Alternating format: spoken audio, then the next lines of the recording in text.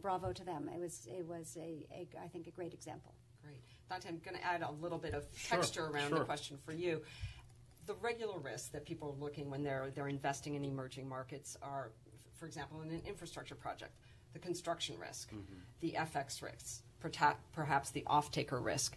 So in an FCV state, those risks may become magnified. So what do you focus on more perhaps in an FCV state when you're looking at any kind of risk mitigation? Yeah, so many of the things that are the kind of smoking crater variety risks that would cause an investor to lose money or a project to overrun and never see completion, those are the very types of issues that are readily insurable today in the private market.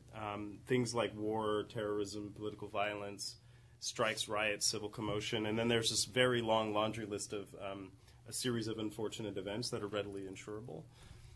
So we supported clients at the height of conflict in Iraq and Afghanistan, where there was literally sort of open war, open conflict. We've supported all range of private sector players in very, very kinetic, very dangerous environments. And then you have sort of that spectrum of fragility from Myanmar to post-conflict countries across sub-Saharan Africa. There's a lot of appetite. That's what this is one of the big ironies that I find is I think there's a lot of appetite in the private sector, especially on the risk and insurance and the risk transfer side, to support these projects. The difficulty, and this is where I think there's an enormous opportunity for organizations like the World Bank Group, is to sort of really lever this more. The difficulty I find is to find the capital side. The investors aren't appreciating, I think, fully the opportunities of being able to really become first movers, right? That, it stands to reason and memory that the westward expansion in the United States was also an incredibly complex, risky proposition for the early industrial firms of this country. And that, frankly, the investment proposition of the British East India Company or the Portuguese equivalent was also a very risky proposition. But out of that risk comes the first mover advantage, right? Business is difficult everywhere. The failure rate of startups in the United States is still in the high 90s, as it is in Europe and elsewhere.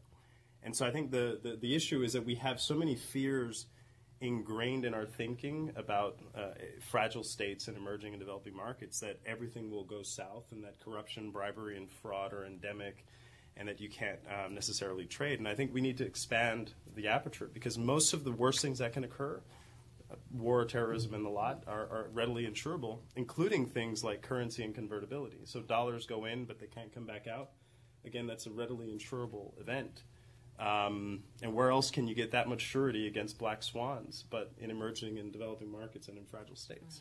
Can I voice a dissenting view? Sure. I was just in South Africa last week and talking to one company in a sector where their competitor had gone out to sub-Saharan Africa and set up supply chains for the sector. They were very important. And they said, we believe there's a second mover advantage. And because, well, why would you be the one to harass the government to create a road to get the tomatoes to sell in the store, et cetera? And so I think there is, in fact, often a second mover advantage, and people are a little bit afraid. And the other thing I want to bring up is the cost of that insurance. A lot of companies in South Africa that I spoke to last week had operations in Nigeria for obvious reasons. The biggest population country, and depending what measure you use, was until the Naira devaluation the biggest GDP country in sub-Saharan Africa, and so it's an obvious place to go. They got creamed on the devaluation, and since the country hasn't really floated the currency yet, they're still in the limbo on it, and it would be extraordinarily expensive to hedge that exposure for very long periods of time. And that, I think, is a real issue that we as emerging markets investors have on the currency hedging is it's not very expensive to hedge the currencies that are fair value. And it's extremely expensive to hedge the currencies that are not at fair value. Right. And so it's easy to say, why don't you hedge it? But then you can eat up all your return through the hedge. Sure. So I just will throw out those couple things. No, I think that's a very good point. I would add I agree with the second mover advantage. Yeah. At one point in my career, I used to manage Land Rover in 32 sub-Saharan African countries, and this is the very type of product that gets stuck in customs, that gets expropriated. But not on the road. You get stuck in customs, but never on the road. You never get exactly. stuck, yeah. Exactly.